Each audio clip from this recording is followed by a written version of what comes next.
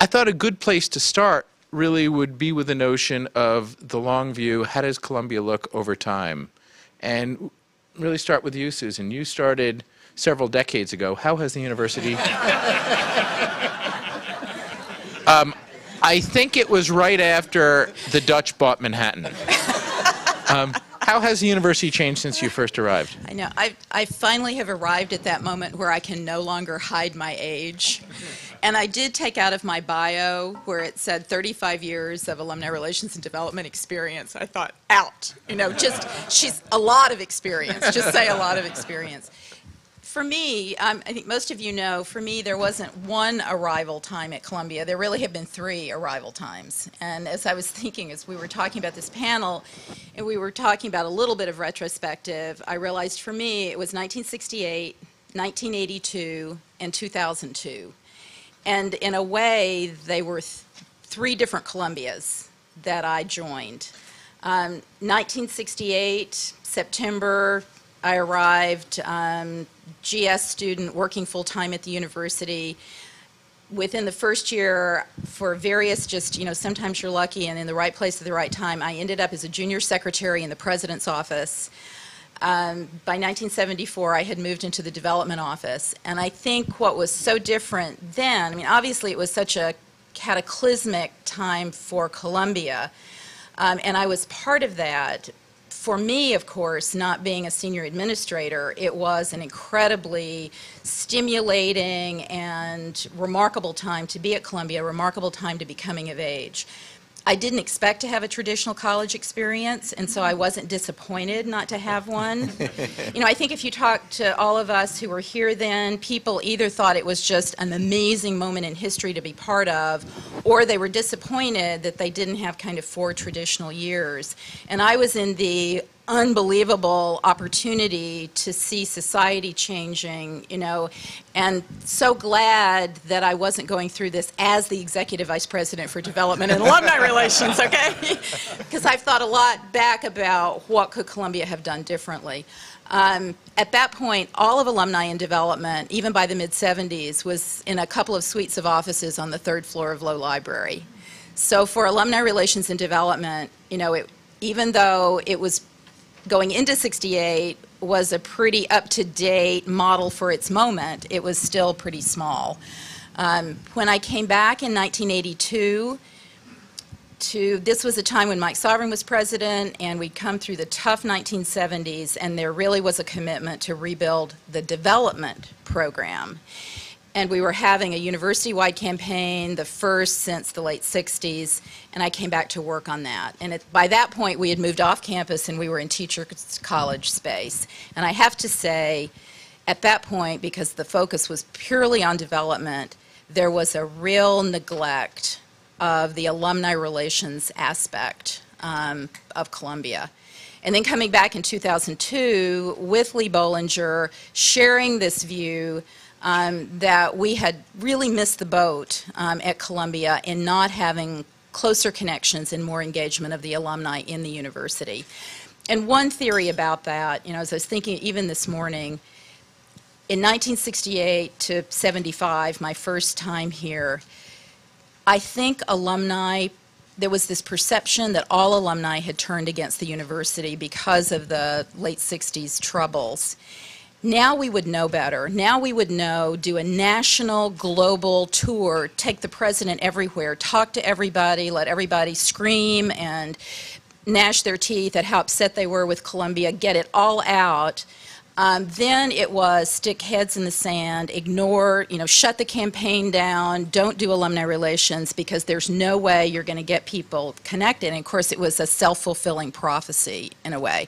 Now I realize we would do this in a very different way. Wouldn't necessarily be a fun thing to do, but we would not let the alumni connections easily go away. So it has been fascinating to kind of come back to Columbia at 3 different points in time and sort of watch the evolution of the university. Clearly, for me, this is the most exciting time. I think of all those 3 times, the university as a whole has the most positive, forward-looking sense of a university on the move, even during this last hard year. So it's fantastic to be here to watch this. So. One of the privileges of being the moderator is you can add whatever you want between questions. I think that one aspect of what Susan said really deserves amplification. As recently as 2002, when I arrived, as I spoke to people in the community, the Columbia University community broadly defined, there was still this sense, actually several people said to me, if we keep our heads down, no one will shoot it off. And what's remarkable to me over the last 6, 8, 10 years, 8 years now, is that sense of insecurity or inferiority or those battle scars are gone. And we'll talk more about Manhattanville shortly, but when the City Council, New York City Council, voted to approve the rezoning of our campus in West Harlem, as you would imagine, many of the City Council members stood up and expressed their views why they were voting the way they were voting. No one talked about 1968. That the university, from where I'm sitting psychologically, has made a big step from its past into its future. Joe? Joe is Executive Vice President of University Facilities, arrived here 21 years ago, and has a job which includes everything from conceiving of the facilities to making sure they're built, to building them, to cleaning them, to demolishing them, to keeping them safe. So it's really a fairly comprehensive job. How's the university changed since you arrived 21 years ago? It's, you know, in thinking back, Robert, it almost feels like the university's gone from sort of this sepia color across the campus, having arrived in 1989, to this multicolor. You know, that there's real life and vibrancy here at the university. Not that there wasn't excitement in 1989, but it was a different excitement than exists today. I think what clearly has happened over that course of time, and just very quickly, when I got here in 1989, it became very apparent that women were relatively new to the college, for instance, and I think that the university was still adjusting to that. And it was a time at which, you know, today when we look at applications, admissions and financial aid, and see one integrated admissions and financial aid operation for college and engineering, that wasn't the case then. So there was a real sense of everyone within the university having to survive on its own bottom. Almost to its disadvantage, I think. There's good reason to do that for business reasons, financially and so on, but with every part of the institution competing against itself, I don't think that it created a real strength at the center of the university. It was also a time where Columbia University and the city of New York didn't have the same relevance.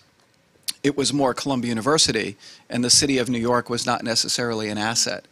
And as the city became to get stronger and the university has gotten stronger over that time, I think bridging the two, the university and the city, has created a very different relevance.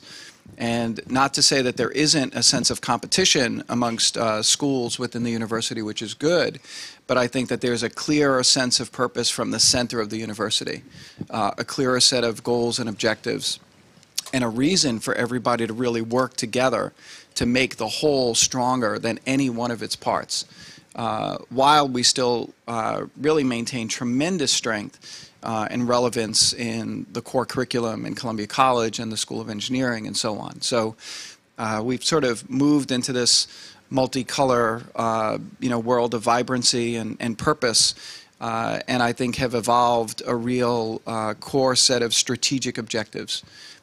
Instead of just sort of getting through the, you know, the next minor crisis, if you will.